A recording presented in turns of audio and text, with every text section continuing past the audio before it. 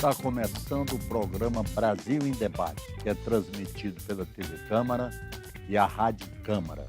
A Constituição proclama que o Brasil é uma federação. Porém, muitos políticos e professores que se dedicam ao estudo do direito constitucional acham que a Federação Brasileira é uma ficção. Isso porque a autonomia dos estados não existe na realidade. Há uma concentração de poderes na União que o Supremo Tribunal Federal acaba favorecendo através de diversas decisões. Para debater o tema, convidamos os deputados Bonifácio de Andrada, do PSDB de Minas Gerais, e Chico Alencar, do PSOL do Rio de Janeiro. Deputado Bonifácio de Andrada, como é que o senhor explica essa hipertrofia do poder executivo, aliás, da União no Brasil? Como é que o senhor explica isso? Parece que é uma tradição histórica no Brasil de fortalecer o poder central, o que é um mal para a nossa organização política, porque o cidadão precisa que os estados sejam fortes para lhes dar as necessárias garantias e até meios de progresso econômico e financeiro. Nós, no Império, nosso professor Zé Alencar, deputado Zé Alencar, historiador, sabe bem disso, no Império éramos um estado unitário, embora houve uma tendência de fortalecer as províncias. Na Primeira República fomos uma federação de verdade, mas infelizmente ela foi manchada pelo flagelo dos crimes eleitorais. Quando o Estado Getúlio Vargas, em 30 em diante, ele implantou no Brasil, logo depois de 37, um golpe de Estado, um Estado unitário. Estado Novo. Um Estado Novo, mais unitário, muito mais unitário que no Império. Depois veio a Constituição de 46, que foi muito influenciada por essa fase, e também não fortaleceu os Estados. E vieram depois os militares, que fortaleceram o poder central. E agora a gente verifica que a Constituição de 88, embora no texto ela dá alguma abertura para a federação, as nossas práticas antigas favorecem muito a uma tendência centralizadora que ocorre até nas decisões do Supremo Tribunal Federal. Então, o Brasil, na realidade, é uma federação muito fraca. Nós estamos marchando muito mais para um Estado unitário, quando temos uma presidenta enérgica como a presidente Dilma, do que fortalecer a federação.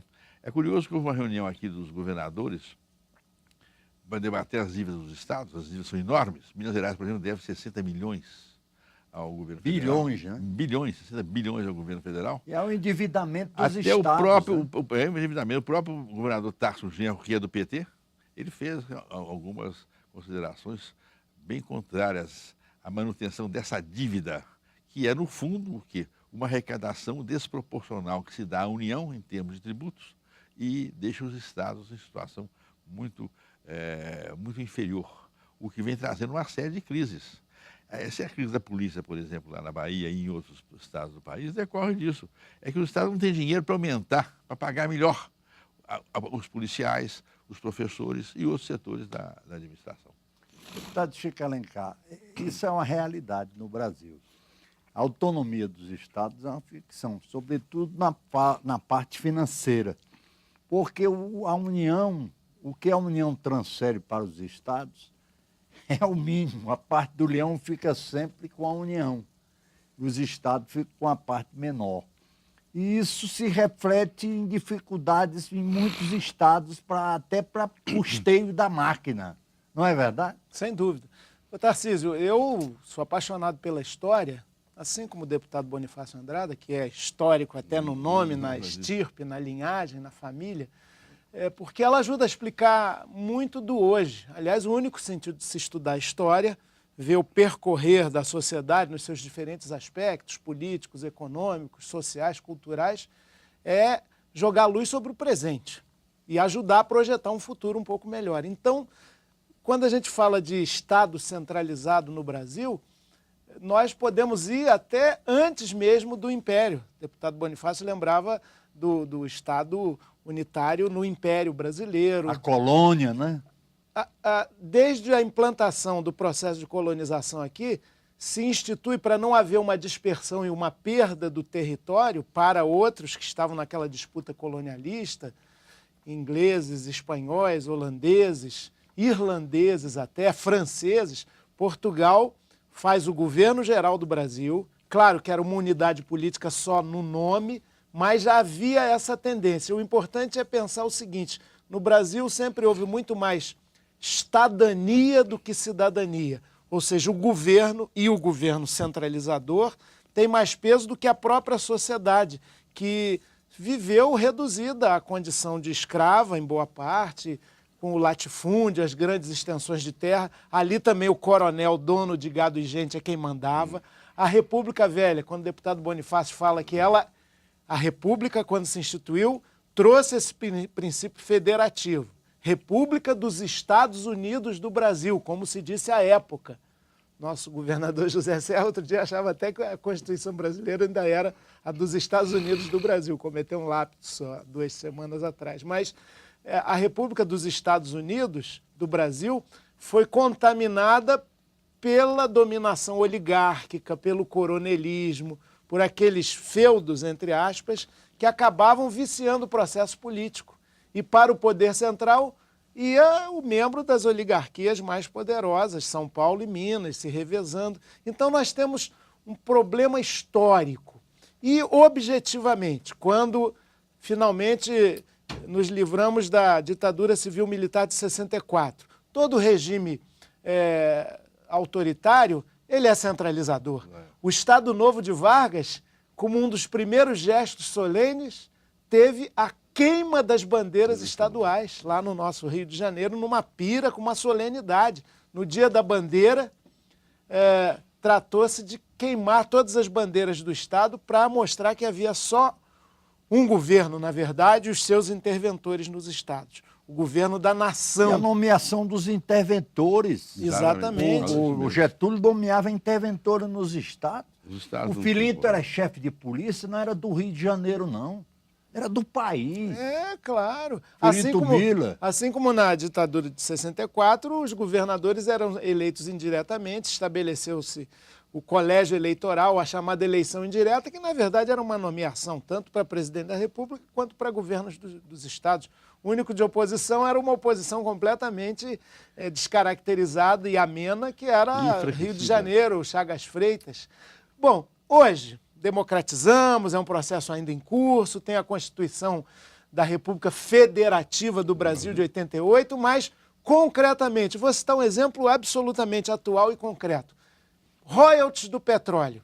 Discussão danada, se deve dividir mais ou menos, contrato passado, contrato futuro. A presidenta Dilma é até apupada por prefeitos quando fala que não se deve mexer em contrato passado, no já licitado, corretamente, aliás, diz ela, mas todo esse barulho é para quê? Para disputar a partilha de 10% do que o petróleo brasileiro rende para os cofres públicos. 90% disso está na União, no governo da União. Então nós temos, do ponto de vista tributário, do ponto de vista político, do ponto de vista administrativo, uma centralização e legislativo, uma centralização muito grande. E a medida provisória, por exemplo, ela dá um poder enorme ao governo central. Claro. É decreto-lei. A revelia do legislativo, pior que o decreto-lei. Porque o decreto-lei ele pode baixar a medida provisória, o poder executivo, a revelia do aliás, é uma coisa curiosa. A posteriori é que o legislativo vai examinar. Vai examinar. Não, por exemplo, o decreto-lei só podia recair sobre 3 assuntos: segurança, matéria tributária e aumento de servidores públicos. A medida provisória é sobre tudo. Tudo. Qualquer assunto. Se o governo baixar a medida provisória proibindo gravata vermelha, acabou. Então você brigar no tribunal para poder usar como gravata vermelha. Porque a medida provisória... No tempo dos militares tinha limitação. Tinha limitação. O governo militar, sob certo aspecto, é uma coisa curiosa. Se você pegar mais ou menos 85, 86, em alguns ângulos existia para o parlamento mais autonomia e mais capacidade do que atualmente. Não digo os atos de exceção, de cassação, mas o dia a dia do parlamento brasileiro, em 85, 86, era muito mais forte do que atual. Mas se bem que, Bonifácio, 85, 86, a gente já estava num processo de democratização. Mas já tinha sido corrida a eleição para governadores de estados direto em 82. Mas justamente, estou falando sobre essa fase. Mesmo essa fase de transição, você pegar ela e paralisar assim, para verificá-la, era uma situação melhor do que essa em alguns casos. E, por definição, transição é ir de um ponto a outro para avançar. É Mas um paradoxo que a transição tenha tido mais democracia do que depois que se consolidou Exatamente. a própria transição. A própria Aí vai transição. cristalizando de novo, talvez, elementos de raízes culturais Isso. e políticas no Brasil, que é o centralismo. É o centralismo. O presidente eleito fica muito empoderado, né? Exato. E esquece desse princípio federativo que tem que ser construído com os governos. Agora, eu tenho uma convicção: se não houver uma cidadania ativa, se o povo ali no município não deixar de ser público, como já denunciava o Lima Barreto no início do século XX, o Brasil não tem povo, tem público. Se esse público não se tornar povo, se essa massa não ganhar a dimensão da cidadania, do interesse, da participação, qualquer tiranete vai Aí a continuar educação- mandando. E é um dado A curioso. educação tem um papel fundamental nesse processo de E o deputado, conscientização da massa, né? E o deputado Alencar Sem tem um dado interessante. No Brasil colônia, existiam câmaras municipais de vilas do interior que tinham mais capacidade de resistência contra o poder central do que hoje em dia a falta de cidadania em muitos municípios brasileiros. Eram lideranças locais que reagiam contra o governo português. Isso. Em nome das vilas. Nós perdemos isso. E aí os perdemos governos, isso. até na sua terra, Minas Gerais, né? O governo colonial, para controlar esse autonomismo das câmaras municipais, dos pequenos povoados, contra a exploração colonial, começa a nomear os juízes de fora para vigiar esses poderes que estavam querendo botar as manguinhas de fora. Já era uma antiga judicialização política. Olha só. Que hoje todo Como mundo... na Vila está- Rica, Vila lá Rica, de né? Minas. Agora, outra coisa bem Daí grave. juiz de fora. Quer ver outra coisa grave contra a federação? O Brasil, ao contrário das federações clássicas do mundo inteiro, é o país que tem uma justiça federal, que invade todos os estados e que é, na realidade, uma justiça do poder central. Hoje, a organização judiciária brasileira enfraqueceu os tribunais estaduais. E a Justiça Federal é poderosíssima. Os juízes federais dominam tudo. Então, na área judiciária... Foi uma criação do regime militar. Não, já antes. A Justiça Federal foi criada durante o regime militar. Não, ela foi fortalecida no regime militar, mas já vem um pouco antes. Ela já era uma tendência, como disse aqui o deputado Alencar, uma tendência que existe em alguns setores brasileiros em favor da centralização. Que, no fundo, é como ele falou, isso é herança portuguesa, que para manter aqui a colônia, ao contrário da Espanha, segurou muito. Mas a Espanha, com os vice-reinados, já começou a permitir o aparecimento de províncias que depois iam se transformar em países independentes. É bom lembrar que Portugal, nossa metrópole, era um estado absolutista, Absolutista e altamente centralizado. E por ser pequeno também, né? Claro. A É um Espanha dos era maior. últimos a cair na Europa, o absolutismo português. Isso. Exatamente. E Um dos tinha últimos. condições de exercício desse poder, porque, como o deputado lembrou, é um território pequeno. Aliás, pequeno. Portugal é 90 vezes menor territorialmente do que o Brasil. Agora- Para garantir aqui... Agora, essa centralização também não é absoluta e nem pode ser. De início, porque você não tinha mecanismos de controle. O Brasil sempre foi crescendo, formando, né, esse país muito grande. Por outro lado, a centralização contemporânea, ela tem o contrapeso da democratização crescente. Quer dizer, o fato do povo eleger o seu prefeito lhe dá mais força. Eleger as câmaras, não ter aqueles limites que a ditadura impõe ao processo eleitoral. Agora, deputado mas há um Chico dado, Alencar, já que mas o senhor falou na colônia, só isso que é uma coisa importante.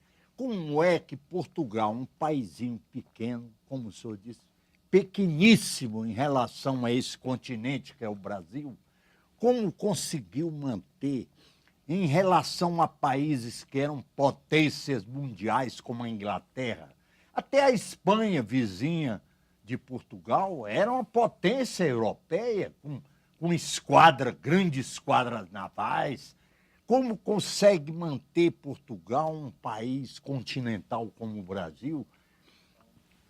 Depois do século XVIII, XIX, ele conseguiu através de uma aliança com a esquadra inglesa, com a Inglaterra, cuja esquadra que mantinha o Brasil junto de Portugal. Mas como manter isso? Como foi possível? É curioso, né? Realmente um gênio. O Portugal foi um gênio. Os portugueses foram gênios. Como os espanhóis também. Os espanhóis dominaram o mundo inteiro, né?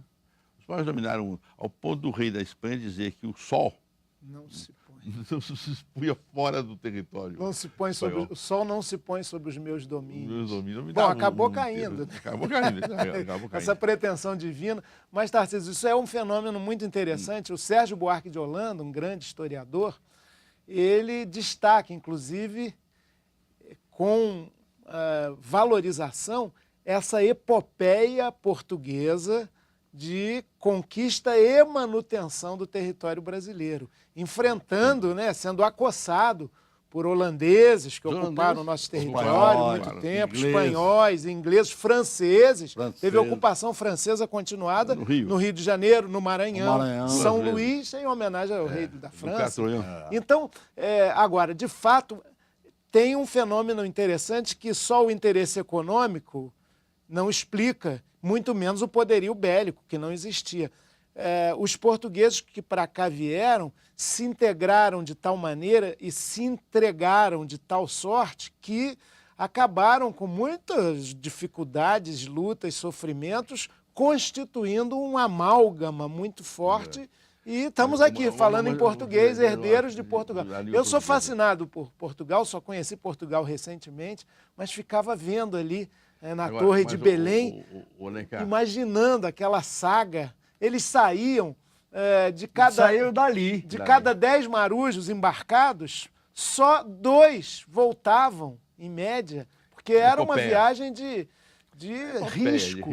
E manter o território foi uma dificuldade. É claro que a forma que eles adotaram, dando donatárias, capitanias hereditárias, cada um cuida aí do seu pedaço e se defende, que gerou também muita atrocidade, muita violência. Foi uma solução, agora, parceria público-privada, o Estado absolutista português e os nobres que queriam terra. Eles criavam. Agora, há um dado curioso que é preciso lembrar, um dado de ordem espiritual. Quem auxiliou muito Portugal foi a Igreja Católica. E é curioso que, ao contrário da Igreja Espanhola, que era muito radical, da Inquisição, a Igreja Portuguesa não era uma igreja bem hábil. Anchieta, Rivera. Então eles ajudaram a manter essa unidade porque eram vinculados à coroa portuguesa, né? E agiam de acordo. Eu acho que a igreja no Brasil precisa haver um estudo maior. Ela não só facilitou muito politicamente Portugal, como também ela favoreceu muito a manutenção de uma língua só, a língua portuguesa, né? Os historiadores, os membros do movimento católico do país, a Igreja Católica no Brasil, né? Naquele tempo ela era realmente muito significativa. Embora a igreja fosse muito poderosa e criasse algumas discriminações. E o conflito dela com os holandeses é muito curioso, lá em Pernambuco, né? Muito curioso. Né? Porque eles eram calvinistas. O deputado Delfim Neto costuma dizer que o mercado comum europeu é algo muito importante, porque é um mercado fantástico. Agora, o mercado comum europeu se faz em torno de países que falam línguas diferentes. O Brasil é um mercado comum europeu com uma língua só, sob o domínio de uma língua só. É um continente de quase 200 milhões de pessoas, daqui a alguns anos 300 milhões de pessoas, num continente, um mercado fantástico. Temos um potencial... Ele, como economista, diz isso. Claro, pois é. Olha, nós temos um potencial de nação impressionante. O Darcy Ribeiro, senador, gostava de falar que estamos vocacionados para ser a nova Roma dos trópicos, esse povo mestiço, esse povo negro, esse povo nativo, criolouros, judárabes, e se empolgava com essa perspectiva de futuro, que não está dada que vai se realizar. Nós temos também muitos problemas, a desigualdade social, o papel da Igreja Católica, o deputado Bonifácio Andrade destacou bem, e dentro dela os jesuítas, que eram uma companhia quase que militar, para reagir à reforma religiosa, eles se constituíram, né? Companhia, o nome já diz. O Santo Inácio de Loyola, que era um militar e que converteu-se ao catolicismo, ele organizou os jesuítas, mas em termos militares, para enfrentar a reforma de Lutero, de outros mais. E aí, no Brasil, essa presença da igreja e dos jesuítas ajudou muito catequese, na disseminação da cultura, na unidade linguística, até em relação aos índios, onde eles fazem um trabalho mais direto, eles acabaram passando para muitos os valores e cultura e símbolos e linguagem dos tupi-guaranis apenas. Não, em Xingu, o caso das missões. As missões é interessantíssimo. É. Os jesuítas das missões fizeram uma aliança com os índios, Os e guaranis. com os guaranis, quase fizeram uma naçãozinha ali, É. própria, com sinais muito, digamos assim... Tem até um voltando, livro Zé. fantástico, um estudo, Lugon, que fala da República Comunista Cristã dos Guaranis. Dos Guaranis, que fizeram Agora, missões. isso incomodou também o poder português. No século XVIII, né, do despotismo esclarecido do Marquês de Pombal, um dos gestos mais fortes dele foi expulsar os jesuítas. Não queremos um Estado dentro do Estado.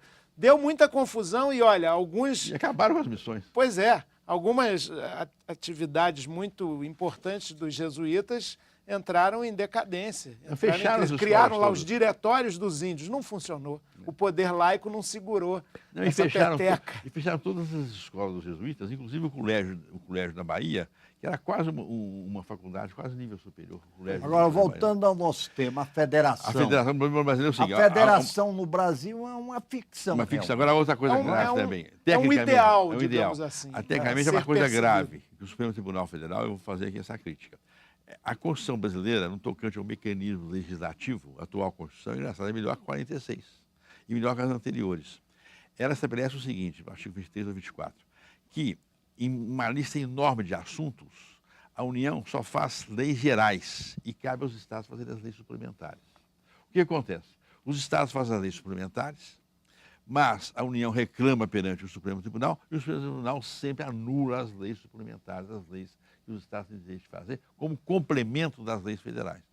Isso aí tem realmente enfraquecido também muito a ação legislativa dos Estados, ao ponto de a gente sentir que as assembleias legislativas, elas têm, digamos assim, um certo receio de elaborar leis. E os consultores dentro das assembleias consideram tudo inconstitucional. Eu vejo isso em Minas. Toda lei diferente que se faz na Assembleia Legislativa de Minas e que fortalece o Estado, como também em outras unidades da federação, são consideradas inconstitucionais. Por quê? Porque a presença das decisões do Supremo é de tal ordem que ninguém ousa fazer legislação estadual. Quer dizer, o Supremo fortalece essa hipertrofia Sem dúvida. da União. Da União. E, sobretudo, a Justiça Federal. A Justiça Estadual é muito fraca. Nós estamos agora fazendo o CPC, o Código de Processo Civil. Estou defendendo muito os tribunais estaduais, defendendo muito a Justiça Estadual, porque ela está mais perto do povo. A Justiça Federal está longe do povo. E, geralmente, são pessoas um pouco descaracterizadas com a região onde vão atuar. Porque o jovem inteligente do Rio de Janeiro ganha um concurso de juiz federal lá no Maranhão ou no Piauí. Chega lá, é um homem totalmente desconhecedor da realidade, né? Enquanto que o juiz local, não, ele vive a realidade local e pode julgar por isso com muito mais sabedoria. Aliás, essa é a força do ideal federativo, republicano. A concepção, dentro desse princípio geral belíssimo, de que todo poder emana do povo e deve ser exercido por ele, diretamente ou através de seus representantes. Qualquer ideia federativa implica em maior proximidade do povo com aqueles que ele delega no judiciário, no legislativo, no executivo, para exercer o poder em seu nome. Quanto mais distante, quanto mais centralizado o poder, menos participação e controle social e popular você tem. Né? Por isso, nós federalistas somos também municipalistas. Não significa retalhar e não ter mais poder nenhum. Sempre há hegemonias e diretrizes. Agora, num país como o Brasil, com essa extensão, 27 unidades federativas, ou você descentraliza ou você não vai governar direito. Não, vai provocar crises em cima de crises. Infelizmente, nosso tempo está esgotado. O senhor quer dizer alguma coisa, deputado Bonifácio? Não, justamente isso. Nós precisamos lutar pela federação. Ou então marchar para o Estado unitário. A autonomia estadual é uma ficção. É uma ficção. A autonomia estadual hoje é muito fraca e o povo sofre. Por quê? Porque as autoridades longínquas de Brasília não sabem resolver os problemas lá do interior do Amazonas, nem do Rio Grande do Sul, nem do interior de Minas, nem de Mato Grosso. Essa é a tese geral. Bom, queria aqui agradecer a presença dos deputados Bonifácio de Andrada, do PSDB de Minas Gerais, e Chico Alencar, do PSOL do Rio de Janeiro. Muito obrigado pela audiência e até o próximo Brasil em Debate.